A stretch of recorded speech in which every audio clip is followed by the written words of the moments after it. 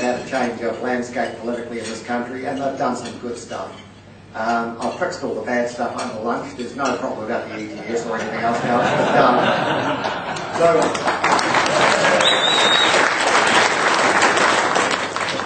Thank you. But there has been some good stuff. They've got water storage projects or processes on the top of the agenda, some other infrastructure projects, broadband. We've put more money into research. There's things like gift duty being wound back, diesel tax taken away, and the land tax quashed. So all those things are good things. And so we want to recognise the good things this government has done as well. Lots of things to do, and as I said, I'm okay with the advisory role. Local government's next, where's that? Anyway, Prime Minister, I'd like you to come and speak to this crowd, this luncheon, for about 20 minutes if you feel that well disposed, on anything you like. But especially things that would interest this province on a nice, crisp, Southern day. So welcome the Prime Minister of New Zealand.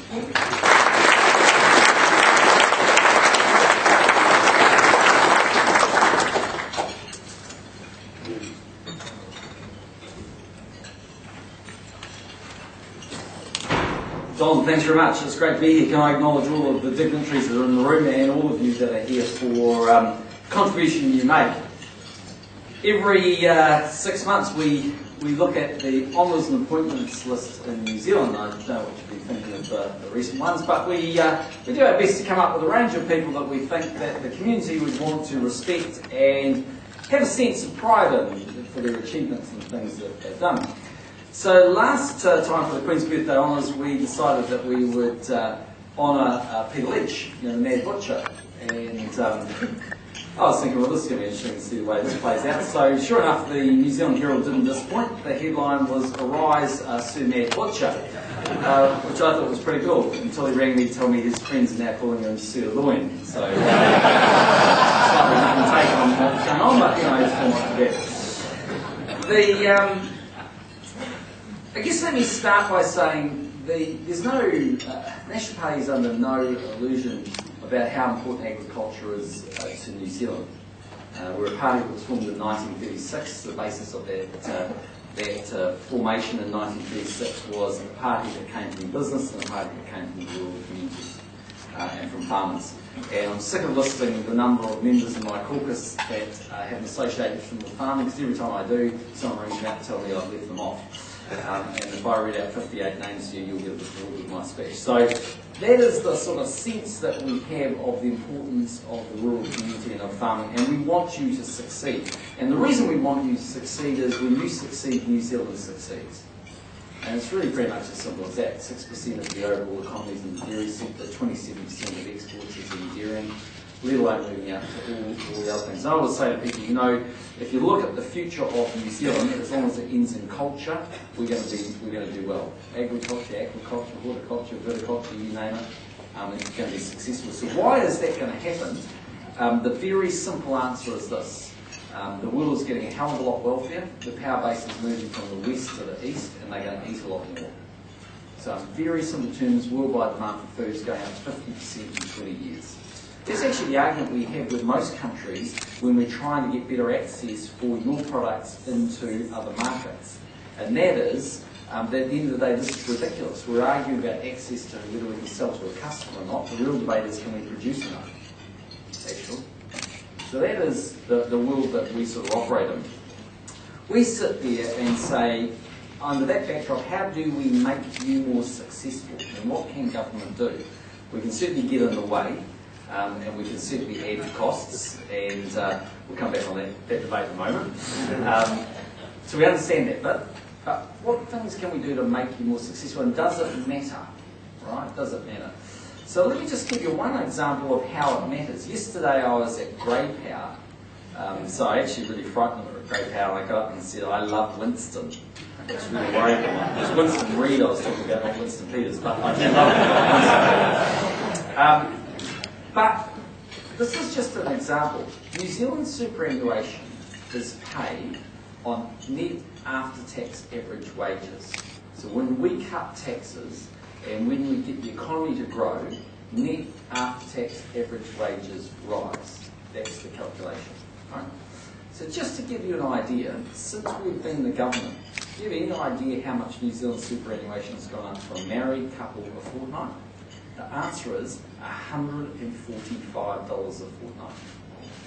It's huge. It's gone from, it's about basically the equivalent of, let's say, about $750 to $900. That's the order of magnitude. So, it's not going to make you rich, but the basic bottom line is you can see the impact of growth, and that's kind of what we're about in the world that you live in. So, everything's on the table to try and make the world operate more effectively. One of those in the last budget was around tax reform. I don't want to spend too much time on that, but just to give you an idea of how much change and what perspective that means. In terms of tax reform, we wanted to get to a much greater integrity in the tax system, because if you don't have a top rate that's aligned with the trust rate and a company rate that's aligned with the savings rate, you'll get all sorts of gains. For instance, IRD told us that they looked at the top 100 taxpayers in New Zealand, personal taxpayers. 50% of them didn't pay the top personal rate last year.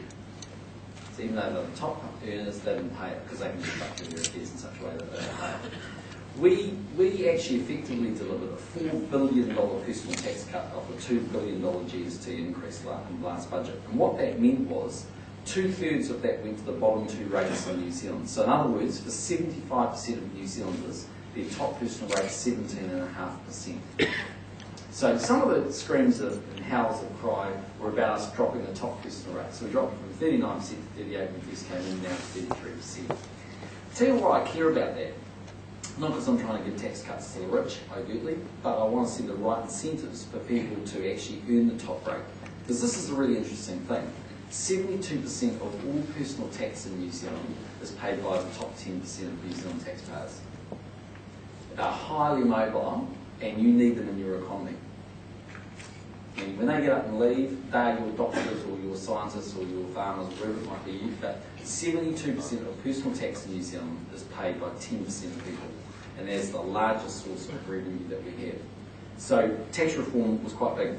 Don mentioned it, but gift duty is a good example of that. If we can eliminate gift duty, which is what the current proposal is, we'll be doing that. So just to give you an example of how crazy the system is, and I don't know if you've read the discussion document, but we raise about $1 million a year out of gift duty. It's ridiculous. No one pays it. Everyone has to file for it. Keeps accountants busy, but doesn't really work. And similarly around land tax, we looked at land tax and said, look, if we put land tax on New Zealand, it's going to crash the price of land across the country.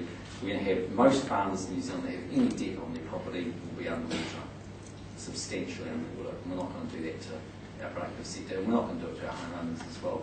So I think we've got a pretty strong sense of where we can go in that regard. I want to make one point around interest rates. I know Phil Goff was here yesterday. Look, we have looked at monetary policy for a long period of time in this country. All I can tell you, because I'm not going to go and read it, is monetary policy really matters. Yep, we can have a debate about the ETS, and we'll come back to that in a minute, but that is going to be, trust me, a fraction of the cost compared to the average farmer's interest rate bill. So the question is, do we have good policy around interest rates? And the answer is yes. We actually have world best practice. We've had a number of reviews, we've looked at them. There's nothing he said yesterday that would make an iota of difference. It was such a great idea. Trust me, Mike and Colin have done it for the 9 years they had a chance to do it. It won't make any difference. And actually, it's not quite as simple always as a number of different factors, but the thing that will take the most pressure off interest rates is when the government doesn't spend too much. So when the government starts crowding out the markets, we have to borrow a lot of money. That's what puts pressure on interest rates. In a very large way. Once you put pressure on interest rates, then you get all the money pouring into New Zealand. So there's a lot of things that come to actually managing interest rate policy, but it won't be tinkering with a few words in the Reserve Bank Act. The Reserve Bank Governor will tell you himself he's got heaps of room to move. That's not the issue. We have very similar policy to the rest of the world. It's about basically on top of our financing. So I want to just talk about that for 1 minute. If you go and have a look at what are your risks in the world, I'd say to you the risk of the East falling over is quite low. Not impossible. Not impossible there's a bubble in China, but quite low. But the risks are obviously sitting out in the West, and they're particularly in Europe. Right? that's where the risks really lie. I personally am not of the view that you're going to have a big extension of what you've seen in Greece. I don't think it's going to happen. You might get it in Portugal, it's possible. I'd be much more worried if it went to Spain. I'll tell you why you worry about Spain. There's 3 big banks. The banking system owns half of the UK banking system. It's funded by the Germans. Much, much bigger. And it's size of magnitude way bigger than Greece. But this is the interesting thing. If you look at New Zealand debt to GDP at a government level, when we came into office, the first thing the Treasury said to us is, if you guys keep spending money the way the previous government has and you don't change their policies, 4 years, debt to GDP at government level will be 50% of GDP and rising, which means every year your tax dollars that you work pretty hard for on the farm is being used to pay the interest bill. Forget about the principal, just the interest bill. So we got that to cap out at 37% in the first budget. We've now got it down to 27% in the next budget, and we're going to get it lower. So government debt, not a problem. When you really look at the UK, it's 100% of GDP. The US this year will be 100% of GDP. Japan, 200% of GDP. So the reason why I don't think Europe's going to be such a problem is what they're doing is they are now starting to really slam the brakes on spending. So the UK, big cuts in their budget this week. Greece the same, Italy the same, Germany the same, Spain the same. So remember last year when everyone was getting up and criticising me for not spending as much money? This year they're not exactly thanking me for not spending too much, are they? It's natural politics. Mind you, 24 hours is a long time for Australians, so you don't want to be too popular Prime Minister, I've worked out actually, because that can be a very bad position for the to put yourself in. So you look at that situation of that debt. So no problem around the public sector debt side, but this is the issue. On the private sector, we own 90% of GDP. Our numbers are basically the same as Greece and Iceland and Ireland. And it's all private sector debt. And it's all mum and dad's been consuming a hell of a lot of debt, not necessarily going to the productive sector. So what you're going to see from us is a number of things. Get the tax system right, try and get people investing in the productive sector, try and make sure you make money, and look at savings and investments. And that's where we're going in terms of trying to get the economy going. So a whole lot of things within your world that I won't spend a lot of time, because I know you want to ask some questions, but Dairy Industry Restructuring Act, we're working our way through that. I think Fonterra's pretty happy with what we're doing. We're giving Fonterra all the support we can. We know you guys are going through a capital restructuring or looking at capital restructuring. We're supportive of that, and that includes tax changes that we're giving to be supportive of that sector. In the labour markets, things that we think will make a difference to you, we're focusing on. So personal grievances, where we think that the legislation currently is very biased against you, we're going to make some changes there. Things around the Holidays Act, we're making some changes there. ACC will bring in competition and work account, all of these sorts of things that we think can make a difference to lifting overall productivity. Infrastructure, if you don't have infrastructure, you cannot grow. So if you think about what drives up interest rates go up because inflation goes up. Inflation goes up, too much money, chasing too few goods. If you can't grow, you run out of labour, or you run out of